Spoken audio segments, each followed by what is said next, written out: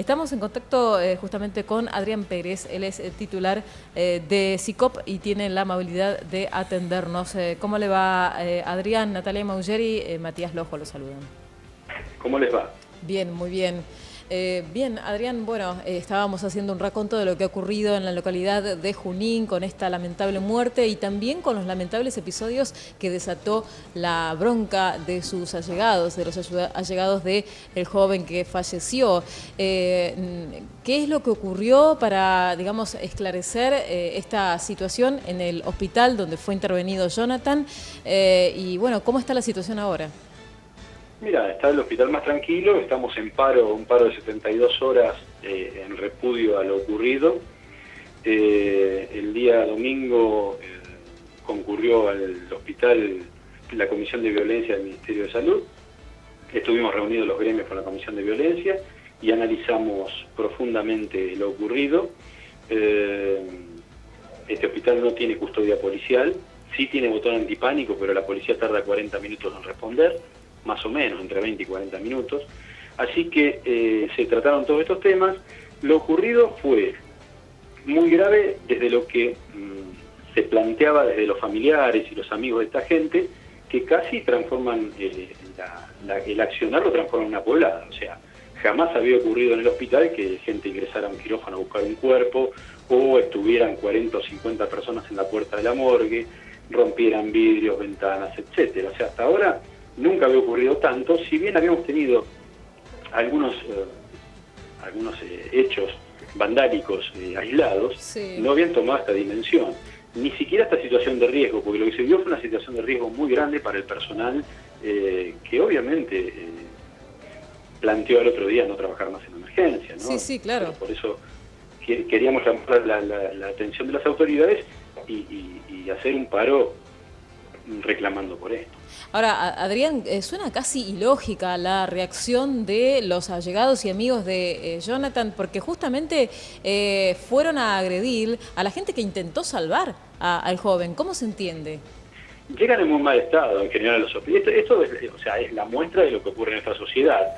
Durante los fines de semana la gente que llega a la guardia de los hospitales llega alcoholizada, drogada, sí, muy excitada porque en general llegan con un problema de este tipo, o un accidente de tránsito, o un hecho de estos de violencia entre bandas. Así que cuando concurren al hospital llegan reclamando una solución cuando a veces no hay solución, ¿no? O sea, pretenden que se reviva un paciente o que se mantenga vivo un paciente que llega apuñalado o en muy malas condiciones.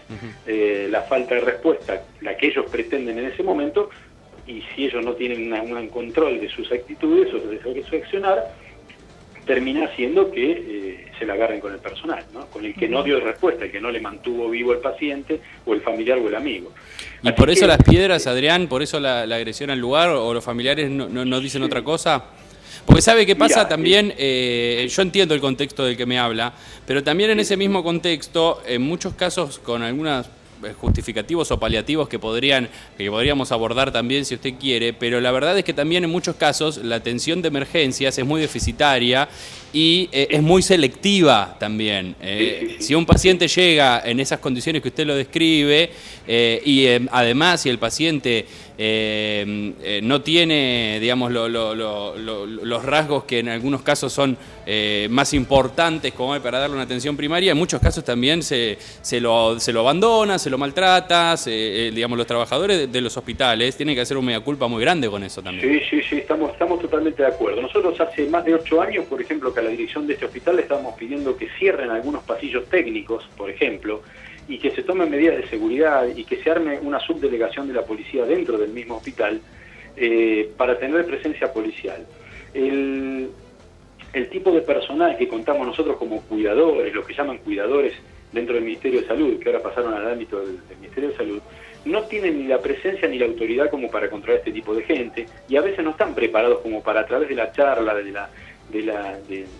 la charla con el grupo de pacientes, de familiares de los pacientes, logren reducirlos. La presencia policial a veces le pone algún freno. De hecho, si no hubiese estado la policía el sábado a la noche, yo creo que la cosa hubiera terminado muy mal. pero muy mal. Sí, pero también, pero la atención médica, digamos, ¿recibió la atención médica que le correspondía a este chico? Porque a lo que voy es eso, en muchos casos la verdad es que no reciben la atención médica que le corresponde, por más de que estén en estado de ebriedad, que lleguen drogados o que lleguen como lleguen, digamos. En este caso fue un chico que entró con una puñalada en el flanco izquierdo, prácticamente chocado, en muy mal estado. Se lo atiende en la emergencia del hospital y se lo pasa a quirófano para intervenirlo. En quirófano fallece y recibió la atención necesaria para ese caso. No es que fue abandonado o sea, la reacción de la gente no fue porque el chico fue abandonado. Bien. O sea, la atención fue la que correspondía para el caso. Lo que pasa es que a veces no alcanza. Si el paciente llega tarde, no, eso está claro. Riesgo de vida. Está claro, pero también me parece que es importante en momentos como este, en el que se discute la cuestión de la seguridad, que adhiero a su reclamo y claramente tiene que haber personal de policial y tiene que haber personal privado también, si es posible, para la defensa, digamos, de las afueras, ¿no? Y adentro y afuera del hospital. Pero también lo cierto es que el personal médico a veces no pone el juramento hipocrático, lo olvida en algunos casos y en algunos lugares. Es probable que pueda ocurrir. Para eso estamos, para denunciar y corregir estas cosas. Nosotros no somos un gremio que defienda a ultranza el comportamiento de los afiliados, sino que tratamos de corregir el accionar entre los hospitales. Y en este hospital en particular, lo que no tuvimos, y ahora estamos sufriendo las consecuencias, fue el acompañamiento de la dirección y del ministerio. Acá faltó una serie de controles y de resguardos que había que tener para que, por ejemplo, lo que te decía, cerrar un pasillo técnico, casi 8 años que estamos pidiendo que se cierre este pasillo técnico, por el cual la gente accede directamente a los quirófanos, por ejemplo, que fue lo que ocurrió el sábado a la noche. Vos te imaginás que es impensado que un grupo de gente acceda a un quirófano.